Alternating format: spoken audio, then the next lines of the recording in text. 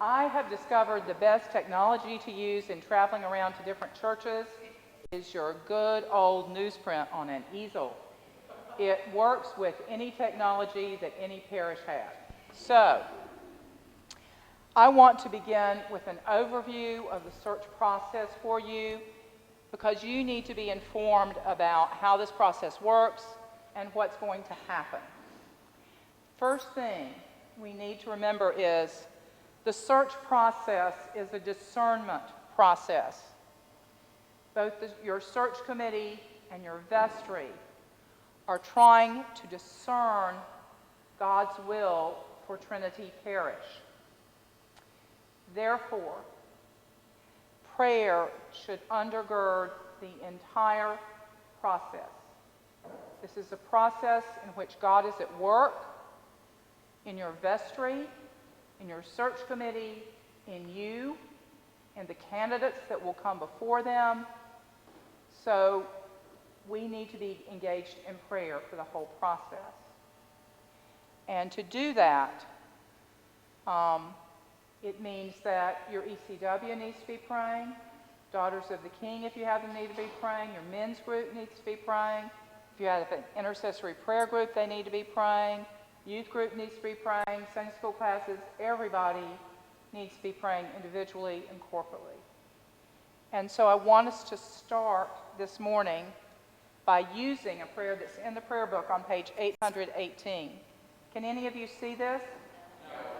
Those of you who can see it, you may use this, and others, it's page 818 of the Book of Common Prayer.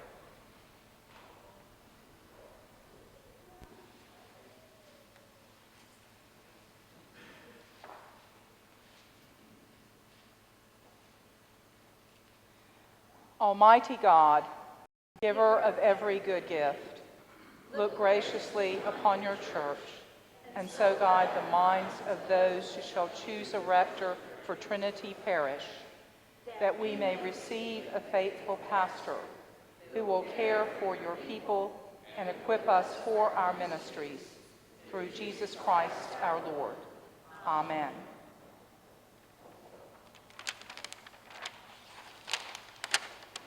In every church in the diocese, when we have an open position, the responsibility for the leadership of the parish falls to the vestry in the absence of a rector.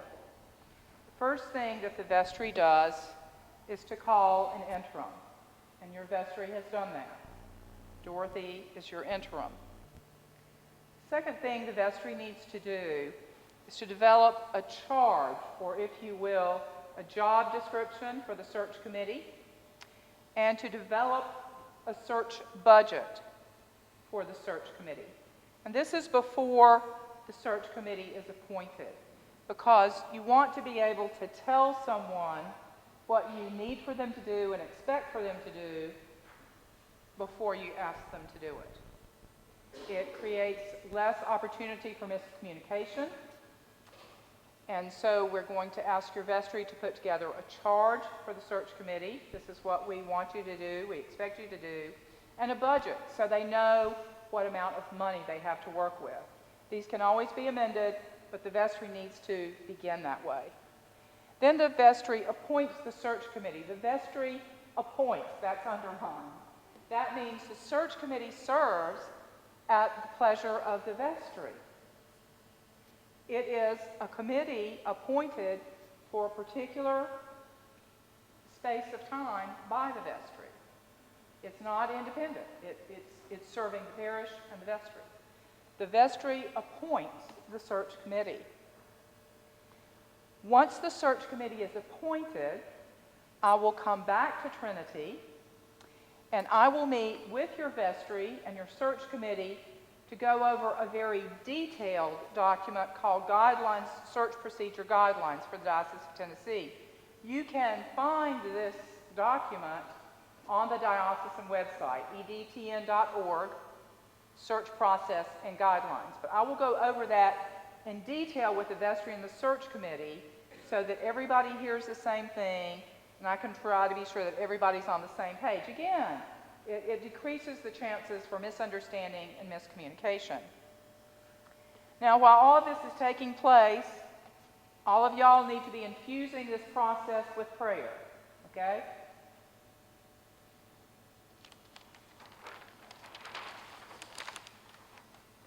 Then, after I meet with the vestry and the search committee and go over the guidelines, the search committee will develop a parish profile of Trinity Church.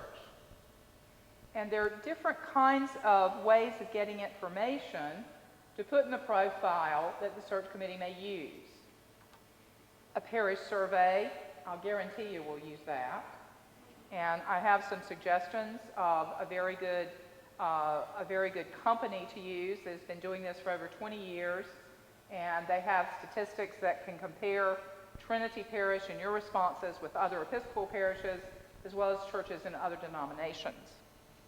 The search committee may also want to have town hall meetings. That would be, like a congregational meeting where there are specific questions that the search committee comes up with to ask for your responses, for your input. Or they might want to have focus group meetings, which is the same principle as the town hall meetings, but instead of bringing everybody together at one time, you would bring small groups together with focus questions that the search committee has composed to get your input about Trinity Parish and about what your growing edges are and about what kind of rector you think is needed here. Once the search committee gets this information, they're going to begin putting together the parish profile. The parish profile includes the history of the parish. I know there's one because you've given me one. It will need to be kind of condensed a little bit. It's a little long. It will be a history of the parish. Where is the parish now? What are your strengths? What are your weaknesses? Where does the parish want to go? What are your dreams? What are your goals? Where do you think you need to build up the church? It will include parish financial information, the budget, a balance sheet, whether or not you have any debt, and it will include community and demographic information, which usually is gotten from the Chamber of Commerce in a particular town or city. It will say what are the desired skills and characteristics of a new leader for this parish, a new rector for this parish. And that will come out of these informational pieces that the search committee will put together. And undergirding all of this again is prayer.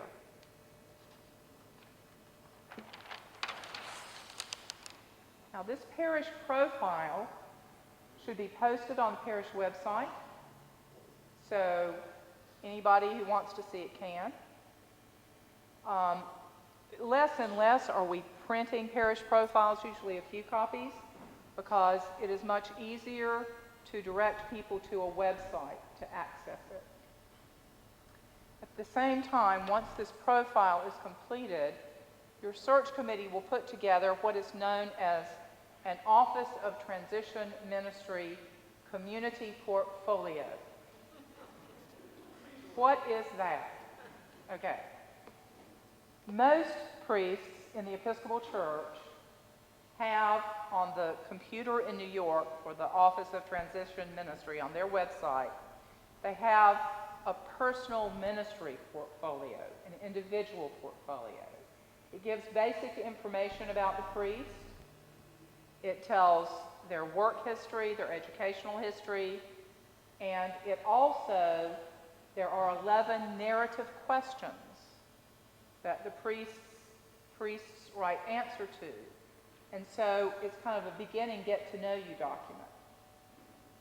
Your search committee will fill out the same kind of thing for Trinity Parish once we have all the information for the profile. It'll be your basic statistics, if you will, information about who your former rectors have been, and your search committee will respond to these 11 narrative questions also. That will be posted on the national website, the Office of Transition Ministry website. I also post openings on our diocesan website. As a matter of fact, you're already up there. If you go to, I think it's clergy, and you look under transition ministry, in the drop-down menu, it will have clergy openings in the Diocese of Tennessee. Trinity Church is listed there. So you will also be listed on the national website once you get the profile complete. Then the search committee will be ready to receive nominations. I will receive nominations. Now, there's several ways that nominations are received. One way is from the parish. All of you may know some priest that you think would be a good rector for Trinity Parish. The search committee, and I have examples of forms that can be put in the back of the church with a box, and if you want to nominate someone, you may do that. You'll have to fill out a little information on it, and you'll put it in a box, and your search committee chair will check that box. It is important to keep those names confidential, however, and I'll get to that in just a minute. I will also receive inquiries about Trinity Parish from priests all over the country. So we'll get nominations from the parish. We'll get nominations from the clergy and laity in the diocese. I always advise search committees to send an email out to our clergy to say, is there a priest that you think would be a good rector for Trinity Parish? There'll be people who self-nominate. They're interested in coming to Trinity Church Clarksville. The bishop and I are always, we go different places, we meet different kinds of clergy. We are always on the lookout for clergy that we think, they might be good at such and such a place, and they would be a good addition for the diocese. So the bishop or I, or both of us, may have some nominations to make. And then there will be people who reply to your Office of Transition Ministry Community Portfolio, which they will see on the national website, and they'll be interested in Trinity Parish. Then I make reference calls on all possible candidates for rector of Trinity Parish. What does that mean? I call my colleague who does transition ministry in the diocese where a candidate resides, and I ask about that candidate. Of course, I ask about, has there ever been ecclesiastical discipline? Is there any history or knowledge of misconduct? But I also ask questions like, is this person loyal to the Episcopal Church? How well does this person work with the bishop? Does this person participate in the life of the diocese? How well does this person work with others? Because one of the things that's most important for us is to have clergy who are able and willing to work and be in good relationship with other clergy and other laity in the diocese. So I make a reference call to my colleague in other dioceses on all possible candidates for rector. Then I will submit a list of nominations to the search committee. So all the names that we get, I'll make reference calls, the bishop and I will check them over, and then I will give a list of nominations to your search committee.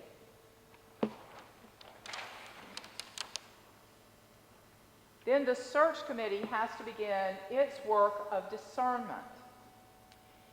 And the way it begins to discern about whether this person would be a good candidate for rector is using these tools. I will give the search committee a copy of the priest's Office of Transition Ministry portfolio and a copy of the priest's resume. So the search committee will look at that first. Then the search committee will contact, either by mail or email, possible candidates, asking about their interest and availability. And they may also have a short list of questions, 3, 4 at the most, that they want candidates to respond to. How long? Mickey was here 10 years, 12 years? 13 years. Things have changed since he was called to this parish. Do any of you remember, it used to be called the CDO, Church Deployment Office, and there was this long form, priests filled it out and parishes filled it out when they were searching this long form of skills, detailed skills. You had to choose 6 areas, and then you had to choose like 12 sub-areas in each area. Anybody remember this? Raise your hand. Yeah, okay. And then there was another sheet where you had to put, there were 5 boxes in the middle. On this side was, I kind of stay to myself and I'm quiet at parties. And on this side was, I'm the life of the party. And you had to locate yourself somewhere in between. Both parishes and priests filled out these things, put into the computer, and bingo, you got 30, 40 names spit out because you had these common characteristics listed by the priest and by the parish. It doesn't work that way anymore. We have 11 narrative questions. When you use a narrative, you don't have a long list of skills and characteristics you can match. So it is not very productive to run a search on the new system because it's really not built to do that. So this means that I will try to give your search committee a list of 20 priests I have made reference calls on. Chances are I may have talked to them on the phone because I will already have determined that they have some interest in Trinity Parish. I will not be giving your search committee names without the knowledge of the candidate. It will be a short list, but it will be much better vetted than the list you used to get from the CDO office. So, your search committee will also make reference calls to discern. They may conduct telephone or Skype interviews, and then on the basis of all this, they may decide which candidates they want to visit in their home parish. Now, this is important to remember. The names of all possible candidates for rector and all information about candidates is strictly confidential, not even to be shared with spouses. Breach of confidentiality of any name of candidates or information about candidates can damage a candidate's ministry in the parish where they are, and they can also create divisive groups within the parish. So the names of all candidates and information about candidates is strictly confidential. What is not confidential is the search committee, the search process. So regularly, i.e. every week or at least every 2 weeks, vestry and or search committee need to be communicating with the parish. This is what we're doing. This is where we are. We've just finished the parish survey. We're getting ready to start the parish survey.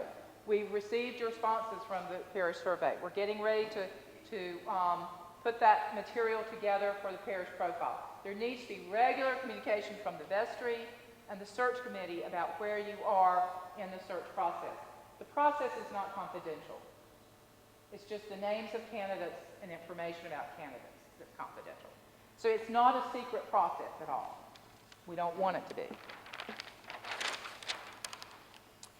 Then after the search committee has used those tools to discern, it will invite 1 to 5 candidates for a site visit.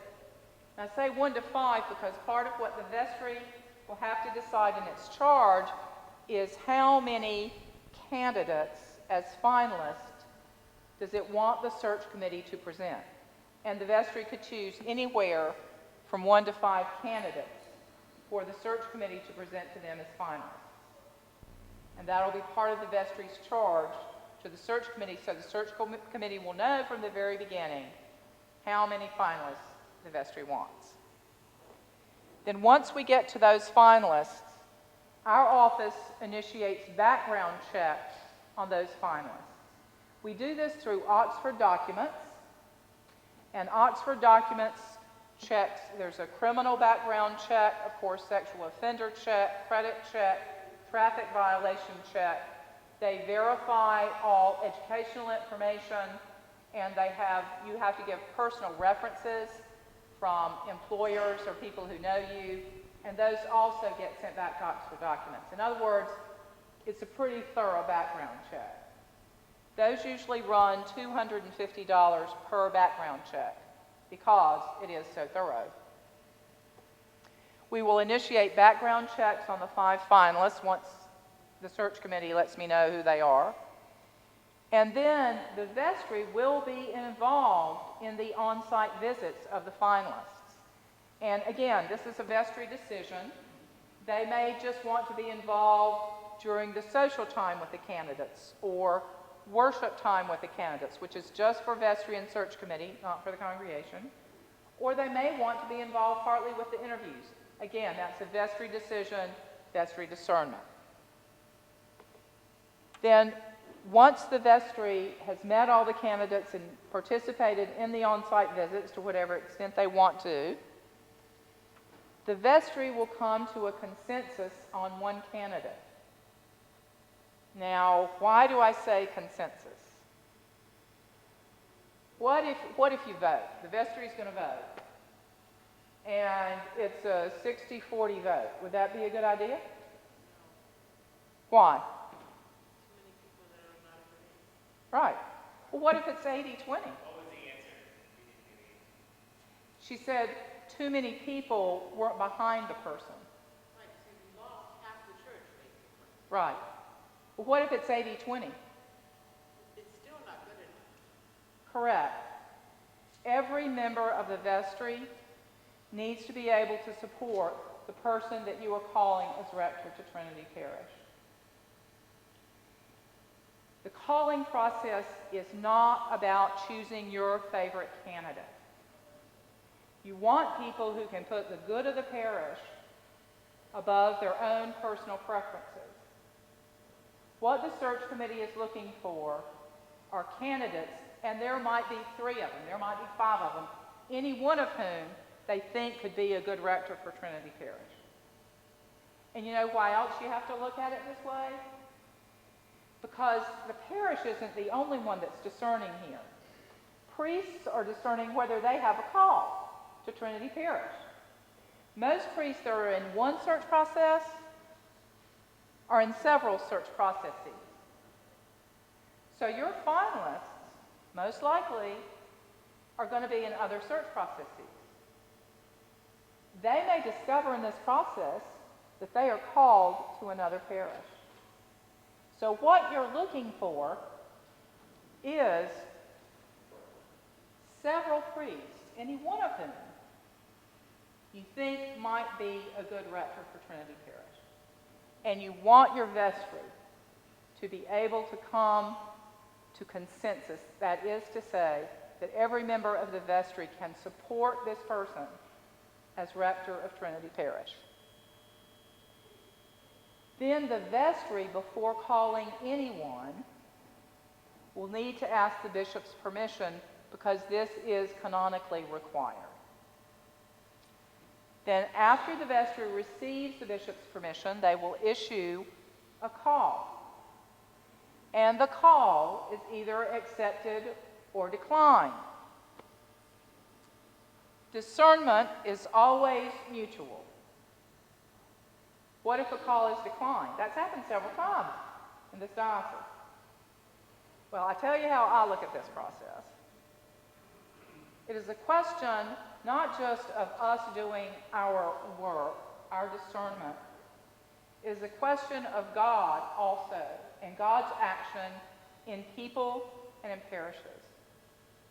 If someone declines a call, then I've got to trust that they did not discern they were called here, and that's the best thing for Trinity. So I don't call that a failed search. I say, we'll start again. Now sometimes what we do, if you have 3 finalists and see you've discerned all of them have what we need, the vestry could decide to call one of the other finalists. Or we can start over with a shorter list. I just want to make us all aware that we believe God is active in this process. So if a call is declined, it's not necessarily a reflection upon Trinity Parish, okay? Remember that discernment is always mutual. And I saw a question, and I want your question, but I'd like to get through the whole process because sometimes the questions get answered before I get to the end.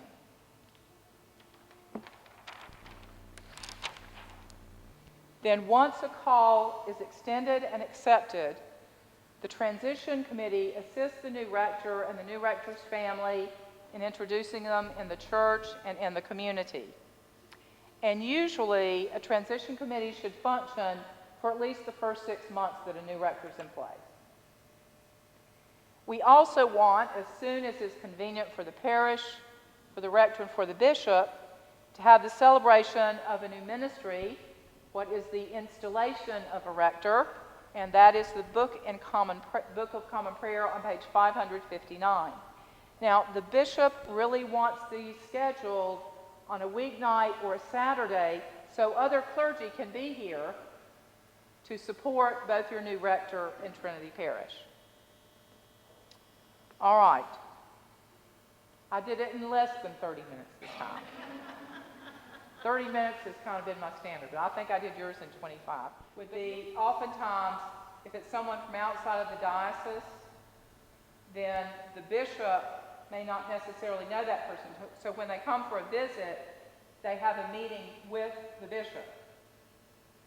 Maybe the bishop discovered something in that meeting that the bishop thought would not be good for the parish. That's the only scenario I can imagine. But we try to do like I make the reference calls, and then once you get down to those finalists, the bishop also makes a reference call to his bishop colleague in the diocese that he's coming from. We try to do all that on the front end, but it is true that the bishop might pick up something when they meet the person that makes them hesitant about that person coming. I don't think this system was used, and I can see where this system that you described would preclude that. Yeah, it would make it very rare for something like that to happen. It's not happened in my tenure here, 7 years. Yes, sir. If you make a reference, if you make a reference call and there's something that the person giving the reference tells you that gives you not a warm fuzzy, is that information shared with the search committee? Because somebody may be a bad fit in another diocese, but it may not be their issue. It may be the bishop or the canon or someone else's issue. So that information is not shared with anyone else because in order for honesty to exist between myself and my colleagues and the bishop and his colleagues, we cannot share that information with other people. Okay, and if we find, this has not happened to me, but I know of instances that it's happened to other people. If you find out that information has been withheld or not presented properly, that makes you very reticent then to trust that other person. So there's a strong incentive for us to be honest with each other and to maintain confidentiality in those conversations. So do you guys make a decision then, based on the reference call, not to even submit that name to the parish because somebody that might be a good fit for us just might not be a good fit where they are? We understand that people may not be a good fit where they are, and that doesn't mean that they necessarily might not be a good fit for Trinity. If there is someone we take off the list, it's usually for a very good reason. That's all I can tell you because we cannot reveal that. It would be damaging for us to do so. Yes. I was just referring back to the question that Jerry had about the person that was that the bishop did not want here, and it was because of a situation with his bishop where he was from. It was a bad situation. And he left and went in the Army and came and filled in here a couple of times. Did a wonderful job, and we wanted him, but the situation was bad where he came from. Right. But that was 10 years, how long was it? 13 years ago. If Mickey was here 13 years ago, that was Right, and they've changed a number of stuff, years so ago. that might not be an issue. Yeah. Yes, sir. You mentioned a limitation of, in the United States. Is there any reason why we can't go beyond that in the Anglican world? Because I know other dioceses have chosen priests from Scotland or England or Canada or wherever, Australia. There is not a limit if you want another priest in the Anglican Communion.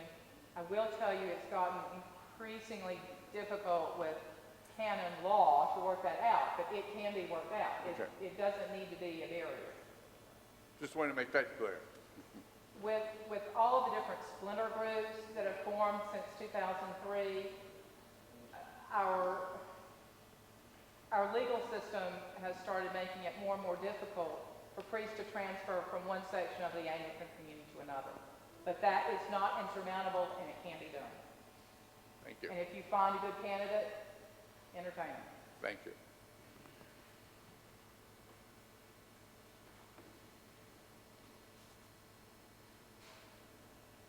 Anyone else? Well, y'all are an easy audience. Yes, sir. Typically, how long does the search process take in your Good experience with this question. process? Yeah. The kind of common wisdom is 9 to 18 months. And my experience, it's been more like 18 months than 9 months. Yeah. Yeah. So, I tell search committees, you know, you don't need to drag it out, but you don't want to rush yourselves either. It is a discernment process, and you want to have some sense that you've done the job you need to do. You know, you want to feel good about the time you took to do something and not feel rushed doing it. So you don't want to drag it out. On the other hand, you don't want to push yourself, I don't think it's helpful. You know, I guess I will say one more thing in response to your question about the length of the process. Also, with the vestry discerning search committee members, I think you need to realize that if you want to serve on the search committee or you're asked to serve on the search committee, you need to be prepared to meet sometimes every week, sometimes every other week, for probably a year or maybe a little bit longer. So you just need to realize, you know, think about it. Can a search committee do its work meeting once a month for a year? So think about the commitment if you are asked to serve on the search committee. Well, thank you for having me. Thank you.